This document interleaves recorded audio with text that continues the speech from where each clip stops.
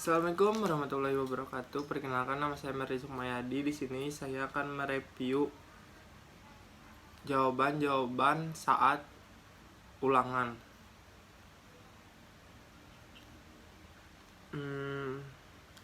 Terdapat 5 soal. Yang pertama, pembagian hukum pidana menurut para ahli.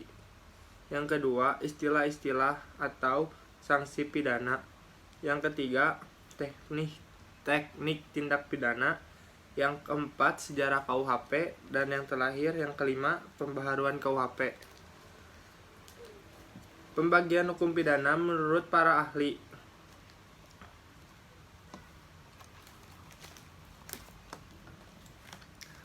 Menurut Profesor Mulyatno, hukum pidana material. Yang pertama, perbuatan pidana atau criminal acts. Yang kedua, pertanggungjawaban pidana atau criminal responsibility atau criminal liability. Dan yang ketiga, sanksi pidana atau criminal procedure. Soal kedua,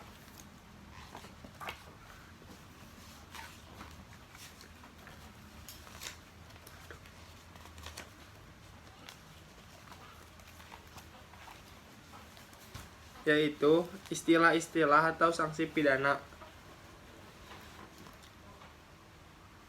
Ultimum remedium adalah dalam hukum pidana memiliki pengertian bahwa apabila suatu perkara dapat ditempuh melalui jalur lain seperti hukum perdata ataupun hukum administrasi, hendaklah jalur tersebut ditempuh sebelum mengoperasionalkan hukum pidana. Soal ketiga, teknik tindak pidana. Teknik tindak pidana ada 3 cara, yaitu yang pertama, hanya memberikan nama yuridis atau kualifikasi tanpa menyebut unsur-unsurnya. Misalnya terdapat dalam pasal 351, 297, dan 184 KUHP. Yang kedua, hanya menentukan unsur-unsurnya tanpa memberikan kualifikasinya atau nama yuridisnya, misalnya pasal 281 dan 305 KUHP. Dan yang terakhir, yang ketiga, memberikan kualifikasi dan unsur-unsur serta nama yuridisnya, misalnya terdapat dalam pasal 362, 372, dan 378 KUHP. Pertanyaan keempat, sejarah KUHP. Sejarah KUHP yang sekarang diberlakunya merupakan KUHP yang berasal dari hukum kolonial Belanda, yakni Wetboek van Strafrecht for Netherlands, Indi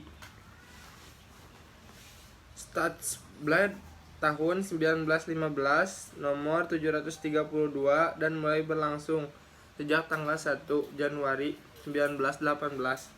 Dan pertanyaan yang terakhir, pembaharuan KUHP. Pembaharuan KUHP memiliki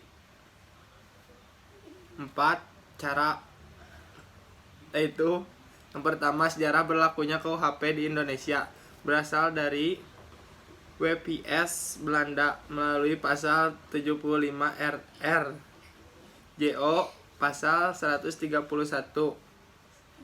sejak 1 Januari 1918 berubah menjadi WPSNI. Selanjutnya melalui Undang-Undang Nomor 1 Tahun 1946 WPSNI berubah menjadi KUHP.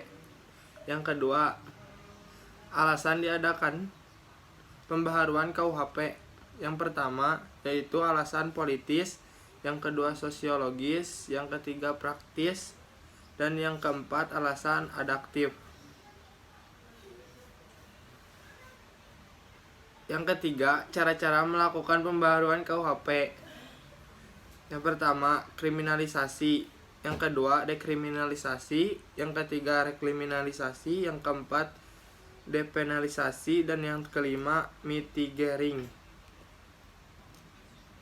Metode pembaharuan KUHP. Yang pertama, evolusi atau evolusionis.